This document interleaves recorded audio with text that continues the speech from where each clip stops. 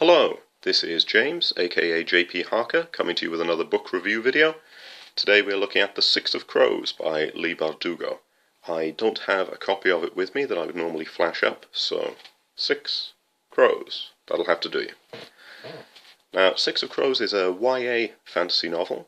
It's set in a fantasy world that has guns like rifles and revolvers, so it's a little bit later than I generally like my fantasy, but all the same, thought I'd give it a go.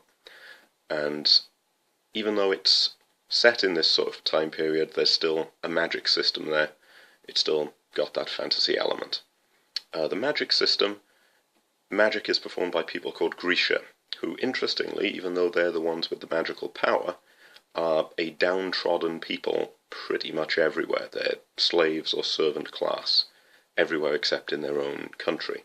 And they're actively hunted and seen as subhuman in some places, particularly the Fjerdans, who are this sort of Nordic Germanic group, treat them that way. So there's a very Nazi Germany and Jew parallel going on there, and it's interesting the way the writer's done this. I quite liked it. The story begins in a city called Ketterdam, which is based, it seems, on a mixture of sort of Amsterdam and Venice, and was quite reminiscent of the city in Dusk City Outlaws, the role-playing game. A city called New Dunhaven. It had that sort of feeling to it with all these warring gangs. So, one of these gangs gets given a mission. They are to go to the Fjerdan capital and rescue, or kidnap, a scientist there who's working on a drug called Parem, which is a method of increasing a Grisha's powers to a dangerous level, but it's addictive and it will eventually kill them, so it's sort of a mixture of heroin and PCP. And our motley gang of ragtag heroes sets off to do this impossible task. So that's our basic plot.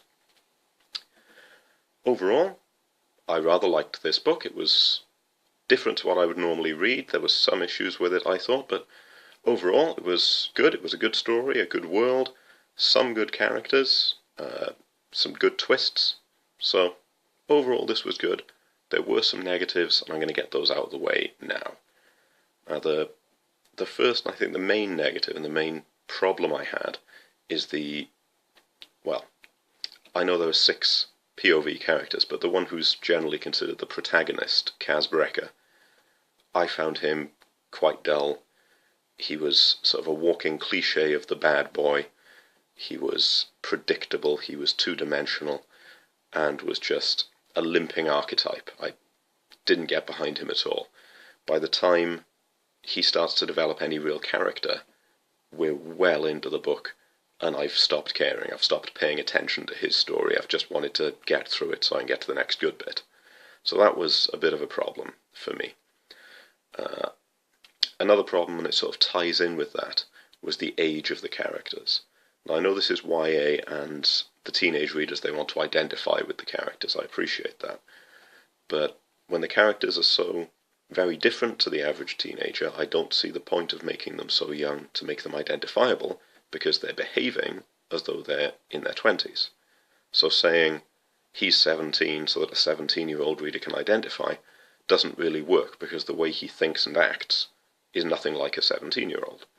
So that was a bit silly. It was a bit silly having a 17-year-old who has this legendary reputation on the grounds that, well, they grow up tough in the barrel, and he's a quick learner, and he's well motivated and ruthless. Well, he wasn't born in the barrel. He's only been there for about 5 years. Sorry, the barrel is the nasty end of town. He's only been there for about 5 years, and surely, if the place makes you so tough, then people born and raised there, there's going to be some quick learners and some merciless people there already. So shouldn't the people who've been born there and reached their 20s and 30s be super mega bad?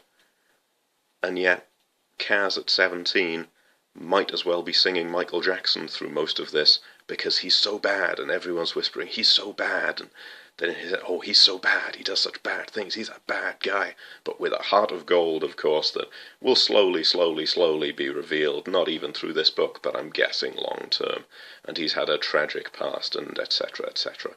I found him dull. But that is by the by. because mostly this book was good. I know I've just ranted about him, but mostly this book was good. The plot was very good. It was fairly unpredictable. It was a good, solid heist plot, but it had some nice twists, it had some good setbacks, it had some good surprises. I really like the world that's been created here. I am a sucker for a well-built world, so I like the world that's been created, and I wouldn't say no to reading other books set in this world, just not necessarily with that guy in it, because he would still annoy me. But the rest of this world and the ideas behind it, I thought, very good. Keep going with that. Another very good thing about this book, I don't know if the author's done it deliberately, or if it's coincidence, but it reminded me of Much Ado About Nothing, the Shakespeare play, where you have the alleged principal heroes, the principal couple, which is Hero and Claudio, who are these fairly predictable archetypes, and aren't that interesting. But then you've got the secondary couple, who are actually much more interesting and have all the good lines and all the good banter and all the good story and development, which is Beatrice and Benedict. And I got that vibe very much with Kaz and Inej and Matthias and Nina. Because Kaz and Inej wasn't as bad as Kaz, but she was fairly predictable as well as tragic past, badass girl character. Whereas Matthias and Nina, they had a little bit more to them, and I liked that very much. It was a different and interesting take on the old "the Nazi falls in love with the Jew" story. And they had real development, and they had a passionate but antagonistic relationship, and there was a balance of power going on back and forth throughout the story between them. And I thought that was handled really well. That aspect of the plot I enjoyed. Those were the bits I really looked forward to. There were another couple of members of the crew who do get some POV time, but they were okay. They weren't bad. They weren't particularly thrilling either. If Jasper had had a little bit more screen time or page time, I might have gotten to like him a bit more. I had nothing against him, but didn't really go into much depth with him. Or could have gone into more depth, anyway. But yes, this is a fairly brief review, because that was the very bad and the very good. But overall, despite the fact that this isn't the sort of thing I would normally read, I found it enjoyable. It was quite a short, fast-paced book, and that was good. It didn't feel rushed, but you didn't feel like you were grinding on slowly. It was from this to this to this to this to this. The plot kept going, but you did get a decent amount of character stuff as well, so that was good. So, I know I said overall, or whatever just now, but I'm now going to say, overall, I'd recommend this. Have a look at it. Even if it's not normally your sort of thing, have a go, because I was pleasantly surprised for the most part. So, that was my review of Six of Crows. I still don't have the book with me to flash up, so that'll have to do you. Yes.